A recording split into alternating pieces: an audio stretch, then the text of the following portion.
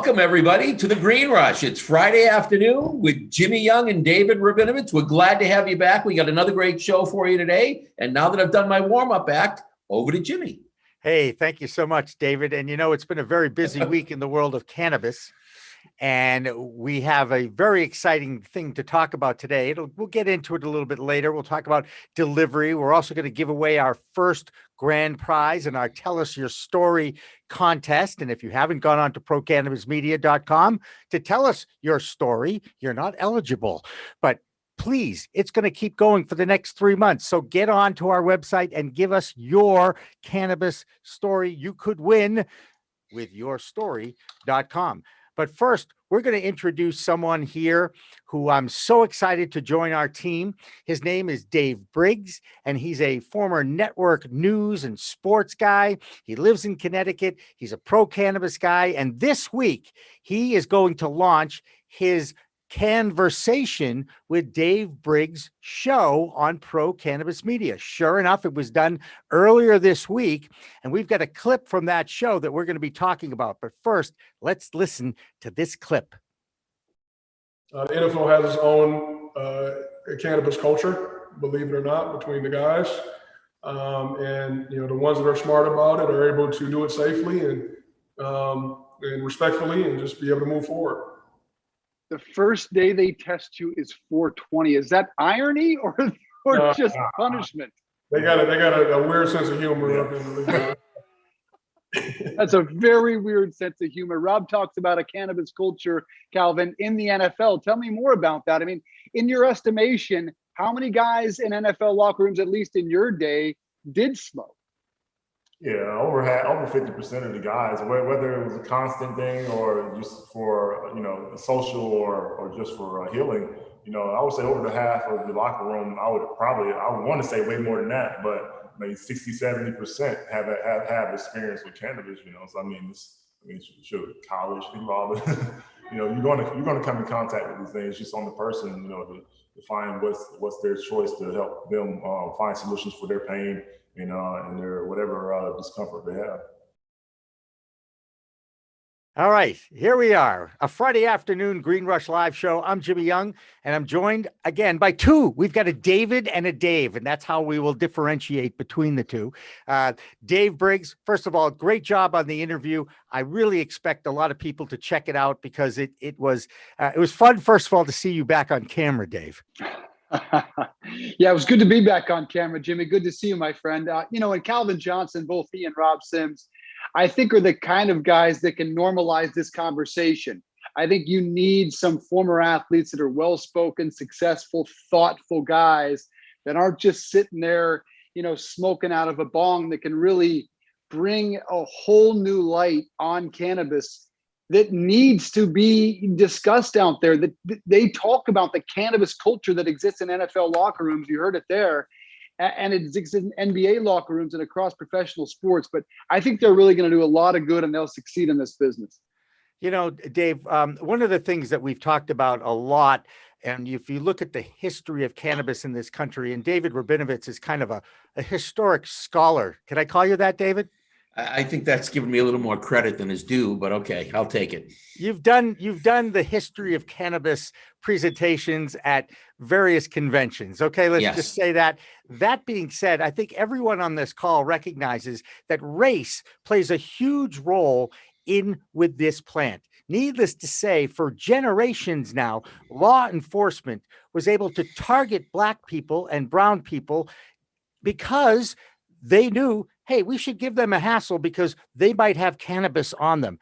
4.5 more times they've been arrested than white people in the cannabis space. And to be honest with you, we all use it the same as far as the amount of percentage of users. And then here we have a great example, again, of a couple of athletes now that have embraced the cannabis culture, that understand that there's a great opportunity here for business. And they're also very comfortable talking about the role it played in their lives and in their professional lives as athletes, right? Yeah, I mean, they talk about, so Calvin Johnson used cannabis going back to his days at Georgia Tech when he was a 2-time All-American and the number 2 pick in the NFL draft. And, the interesting thing is about both of them, he and Rob Sims both playing 9 years in the NFL. I said, you guys smoked regularly. And they said, yes. I mean, in some cases daily, but at the very least, a couple times a week to deal with their pain. I said, you weren't in any fear of getting busted? And they said, no, none, zero. We had no fear of getting caught. Everyone in the league knows how to get around it. Now, how does Josh Gordon get repeatedly busted over and over and over again? That I don't know, but these guys smoked regularly with no fear. And again, said 50+% of guys in the locker room at that time smoked. I can only assume it's gone up since then because it's far more normalized and far more legal. So I would think 3/4. Absolutely. And that really, when I was discussing that with someone in the industry, it was like, oh, yeah, we knew that. We knew that. It is one of those things that is known, but not talked about a lot. And I can give you a little insight about Josh Gordon, if you don't mind, because he was in the substance program. He had been, once he tests negative, you go in that program and then you can be tested randomly. As a regular NFL player, they announce when they're going to be tested. And Dave, what did you learn about that? I couldn't believe it. I almost fell out of my chair when Rob Sims just casually mentioned that the first day every NFL player is tested is on 4/20. And I said, could that possibly be a coincidence? And they both said no. Zero chance that's a coincidence. They have a very, in their words, sick sense of humor. I mean, it's really ironic. And you mentioned race, and I can't help but think race also played into how long it took the NFL to evolve on this issue. Oh. We and all the owners are white, old, wealthy, conservative men who probably hate the thought of cannabis, marijuana legalization. But now that they're able to make a buck off of it, it is changing. One other thing, Jimmy, and I think this is going to be the moment for cannabis, is the day that Calvin Johnson goes in the Hall of Fame. And by the way, he said, look, I am not the first regular smoker in the Hall of Fame. I know several others that just don't want to say it. But I said, will you mention marijuana in your Hall of Fame speech? He said, you bet I will. I haven't gone this far without taking the opportunity to mention it. So the NFL, whether they say it or not, they are granting $1 million for pain research with the NFLPA. They're not going to like that. They are not going to like arguably a top 3 or 4 wide receiver in the history of the game mentioning marijuana in his Hall of Fame speech. I can't wait to hear that speech. It's going to be a big moment for the industry. I think so too. And remember, the Hall of Fame is the Pro Football Hall of Fame. Even though we know it's filled with NFL players, it's not under the NFL brand, if you will. Right, Dave? Yeah, it is the Pro Football Hall of Fame because you do see guys get in on their Canadian achievements alone. But let's be honest, that thing is there because of the NFL. Right. The Hall of Fame inductions are only front page news because of the NFL and the backdrop of the Hall of Fame game. So the NFL being a $10 billion business, the Hall of Fame is only associated with really the National Football League. So that's going to be a very big day. And I think Calvin can really change this conversation. And no disrespect to Rob, but having one of the greats of all time normalize this primarily as a medicine. Now he smokes for recreational and personal use as well, but primarily for medicinal use. And Jimmy, he said that he couldn't get through Dancing with the Stars without cannabis. Someone introduced him to topicals, and he said literally he was going to quit the show until someone gave him a THC topical, which was one of the things that changed his life. And that prompted him to want to get in this business, which is interesting. Who'd have thought? Well, I tell you what, Rob Gronkowski tells a very similar story about his use of a CBD topical as well that was handed to him by his father. So look, you and I, we could sit here. We understand that the NFL for years really just gave their players tons of painkillers, tons of opioids. It was like, I don't want to say it was like candy, but it was like candy. No, it was. Right. And now they've given all of $1 million to research, which should tell you, the insightful sports person that you are, that they're just doing it for window dressing. If they really wanted to do research, it wouldn't have been limited to $1 million. And I think they said something like, yeah, we're going to give 5 grants out at about $200,000 a piece. Well, you know, if you really want to do research on this, I think a company, a business like the NFL, $1 gazillion business could probably afford a few million more to put research in it if they really cared. Am I right? Sure. Well, 2 things. First, to the candy, like, yes, it was described as several players to me literally as candy. Jason Taylor, the Hall of Famer, is a good friend of mine. And he said they literally would fill him full of anything to get back on the football field. Now, he was the first one to say, I was a man. I had a choice in the matter. I would have taken anything to get on the football field. But that's not the case with Rob Sims. Rob Sims tore his pec off the bone, and he said they gave him, in his words, a fistful of OxyContin without any real careful instructions about how to use them. And Rob said, this doesn't seem like a good choice for me. And right there on the spot, that was the first time he had ever used cannabis. He did not use it at Ohio State. So that was the moment for him. As for the $1 million, yes, it's a joke. They should make it $100 million. But I would argue the converse point. I don't think the money matters. I think the symbolic gesture that they are waving the flag means far more than the dollar amount. The fact that they are reducing their testing standards, reducing the fines and punishments, and now looking at research, I think we have now entered a whole new era with the NFL and cannabis. And that means more than the amount of money here. No, absolutely. And of course, there's been so much research done on the effects of football on these guys that play this game for our enjoyment and our entertainment, and the long-term brain issues with CTE that have obviously reared their ugly heads throughout history is now obviously being researched on a regular basis. In fact, the BU group here in Massachusetts is really kind of famous for what they've come up with that. Let's talk. Well, they've partnered with Calvin and Rob as well. Chris Nowinski and the Harvard guys, they have a partnership with BU and Harvard. Yeah. Right. And Dr. Robert Stern heads up that whole program. And gosh, I'd love to get him back on this show. He and I have hung out together at least once in our lives. Anyway, I want to talk to you a little bit about why you are so anxious to do this show called The Cannversation, and why you decided to contact me and say, whatever you're doing, I want to work with you. Well, I really, for about the past year, have been bothered by the mainstream conversation. As someone who's worked at CNN and NBC Sports and Turner Sports and Fox News, I'm bothered by the conversations about in the mainstream media. And I'm bothered by the mainstream media furthering these stigmas. It's just really disappointing, the conversation that goes on in the national media. I've been very disappointed by it. In fact, I've been on the fence about the only thing that gave me pause is agents telling me, look, if you start talking about marijuana, you're probably not going to get a national anchor job again. And so that was a risk that I am now taking. Why did I want to contact you? Because you guys are having the right conversation, the conversation I want to have.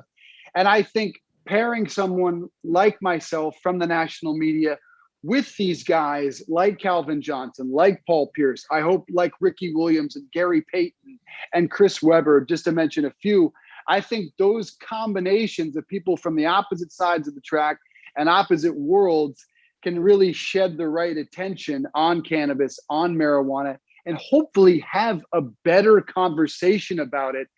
The media needs to evolve. In fact, one of the guys I worked with at Turner Sports, who you all know, but I can't mention his name right now, he told me when we were hosting an NCAA tournament show, pot saved my life. He said, I was addicted to all sorts of drugs, opioids. I was going to die. Marijuana saved my life. And I said, so why don't you talk about that? And he said, because this place will fire me. Right. And it was so soul crushing to hear a guy can't talk about what saved his life because a network will want to let him go. So we really need to help out this conversation. Yeah, and we will. And it's interesting you mentioned that about a member of the media. You know, there are plenty of members of the media who partake in cannabis. Okay. I think we both know that very well. That being said, More than 50%. right. I was going to say, interesting enough, a friend of mine who's still on the air and still someone I have a lot of respect for made a great point. He says, you know, I was smoking a joint on my backyard in my deck. Okay. And if someone took a picture of him smoking a joint and shared it on social media, he would have lost his job. But if he was drinking a beer, no one would have cared.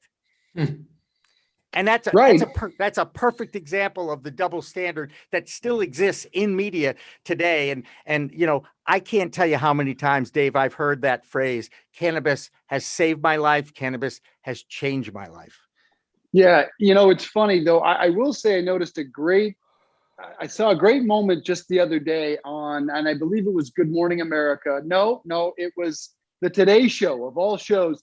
And they were talking about joints for jabs. Vaccines, joints for jabs. In Washington. That was in Weed Talk News this week. I'll just have you know. Go ahead. Good plug. And when they talked about it, I was really curious what the reaction of the anchors would be. And I was very heartened by Al Roker saying, I think I need to get another vaccine, because I thought they would have this uncomfortable moment where they pretended that they don't know what cannabis. Whoa. That's all right. It's probably Dave's dogs. Go ahead. No. David's dogs. So it was nice to see Al Roker kind of further the conversation. To me, this is the guy saying, I smoke weed. It sure felt like that to me. That was a nice moment. So they're coming along, but yeah, it's not just if you were having a beer. I mean, everything is glamorized about alcohol. Doing shots, being wasted is a great thing. But smoking a vape pen to make you feel better would get you fired. You're right. It needs to change. The other half of that joints for jabs story is that the liquor industry in Washington State now has a shots for shots campaign. So if you get a shot, you get a shot. Again, I equate the treatment of both of those adult use products as long as you use them responsibly. It's what we preach every single week on this show. David Rabinovitz, how many times have you heard me say it's a whole new weed of weed out there? Use it responsibly. Thank you. You're doing a great job. That Rabinovitz guy is a sidekick. He does a hell of a job here, you know. But we laugh about this, but you're right, Dave. Totally want to embrace the normalcy of the fact that New York State now has it legalized. Okay. They're going to be rolling out their campaign. And again, if Al Roker happens to enjoy it, it shouldn't be that big a deal now. It just shouldn't be. And that's the whole premise of where we're going and where I expect the world to turn in this progressive movement that people are calling the green rush. And that also goes to the investment side of things too. Dave, first of all, I know you're up against it a little bit. I don't have any more questions for you. I do want to ask you one thing, though, about Paul Pierce. You mentioned Paul Pierce. That, too, is in this week's Weed Talk News, that his Truth strain is coming to Massachusetts, a dispensary called the Hubcraft. Now, hopefully you get a chance to talk to Paul. You know what happened to him when it comes to being publicized for use and partying. He lost his job at ESPN, right? Yes, but it was, look, ESPN hasn't commented on this publicly. I think it had to do with a few more things than smoking a joint, but clearly Paul Pierce was as high as a kite on, I believe it was Instagram Live. Right. I think there were some other factors involved, but I'll be curious if Paul is able to talk about that if we are able to sit down next week.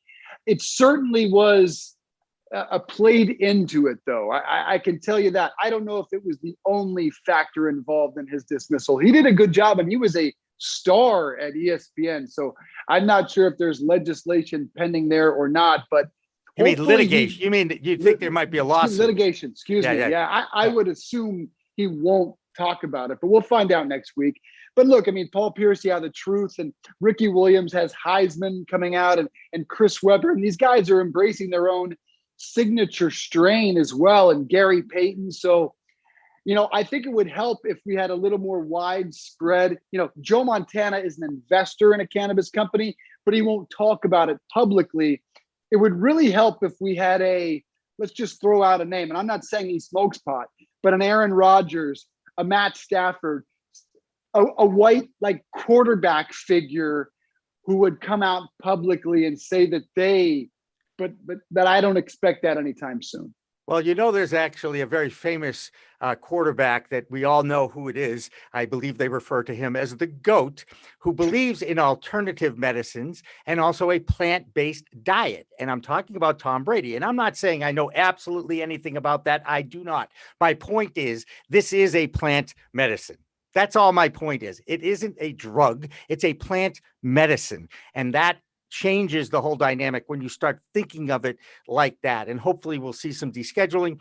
It's going to be called the Cannversation with Dave Briggs, basically a candid conversation about cannabis with Dave Briggs. Dave, we're so very excited to have you. The show will debut Wednesday night. I think we've got it pegged in to make appointments at 9 p.m. That's when we're going to live stream it on our network Wednesday night this week. That'll be the interview you did with Calvin Johnson and Rob Sims to kind of kick off the whole Cannversation era here on Pro Cannabis Media. So, Dave, thank you so much again for joining us. Appreciate it.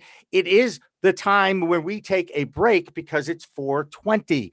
And I think we all know that is the time to celebrate, especially on a Friday afternoon, the culture of cannabis. So first of all, good luck with the family. I know you've got something going on. Good luck with that. And we will check in with you later in the week. In the meantime,